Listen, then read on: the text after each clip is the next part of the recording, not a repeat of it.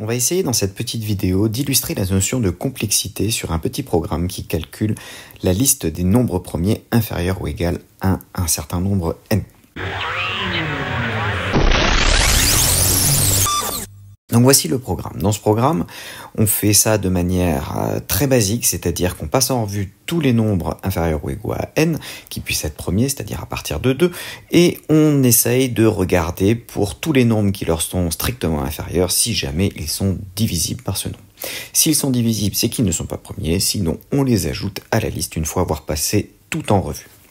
Alors pour estimer la complexité de ce programme, c'est simple, il suffit de partir de la boucle la plus interne et de compter le nombre d'opérations et ensuite d'estimer comment varie ce nombre d'opérations effectuées en fonction de n. Dans la boucle la plus interne, on fait un calcul de congruence, donc k modulo i qui fait une opération, on fait une comparaison à 0, une deuxième opération, et de temps en temps, on change la valeur d'un booléen, donc par une assignation, qui fait une troisième opération. Donc on a entre 2 et 3 opérations à chaque fois. Il faut donc, dans cette boucle sur i, faire la somme pour toutes les valeurs de i de ces 3 opérations au maximum, et on se rend compte qu'on se retrouve avec 3 fois k moins 2 opérations. Après, dans la boucle externe, on réfléchit sur les autres opérations qui sont faites. Une assignation au début, une opération, une comparaison dans le if, une opération, et un append, potentiellement une opération. Donc on se retrouve avec 3 opérations en plus de nos 3 facteurs de k-2. Il ne reste plus qu'à prendre en compte toutes les valeurs de k et donc sommer pour les différentes valeurs de k, c'est 3 fois k-1 finalement, et on se retrouve avec une somme qui reconnaît à peu près 3 fois k pour toutes les valeurs de k de 1 à n, ce qui va s'évaluer en nn plus 1 sur 2 pour cette somme des k, donc en n carré sur 2 de manière approchée. On va donc avoir une complexité qui est une complexité quadratique, c'est-à-dire que le comportement asymptotique est proportionnel à n carré. Alors si on essaye d'améliorer un tout petit peu ce calcul, on se rend donc compte qu'en fait, vous n'avez pas besoin de regarder tous les nombres entre 2 et k pour faire vérifier la division, puisque si jamais k n'est pas divisible par un nombre qui est inférieur ou égal à sa racine, alors il ne sera pas divisible du tout, puisque tous les diviseurs vont par paire, un qui est supérieur ou égal à la racine et l'autre qui va être inférieur ou égal à la racine. Donc on refait le même principe, on compte les opérations. À l'intérieur de la boucle interne, on a au maximum 3 opérations. On doit faire cette somme sur toutes les valeurs possibles de i, c'est-à-dire de i égale 2 jusqu'à valeur entière de racine de k.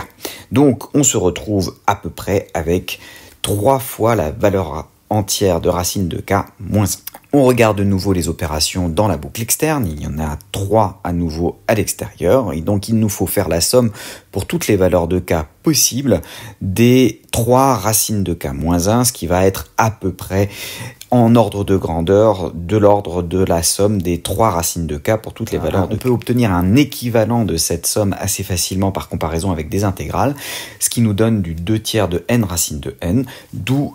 un nombre d'opérations globales en 2n racine de n. Ce qui nous intéresse, c'est simplement ce à quoi c'est proportionnel en fonction de n, c'est-à-dire que l'on a ici un grand taux de n racine de n. Alors on pourrait encore essayer d'améliorer un tout petit peu le programme en se posant la question que finalement il n'est pas totalement nécessaire de regarder jusqu'à racine de k, mais il suffirait de regarder tous les nombres premiers précédents, puisque si notre k n'est pas divisible par 2, il ne sera pas non plus divisible par 4, par 6, par 8, etc.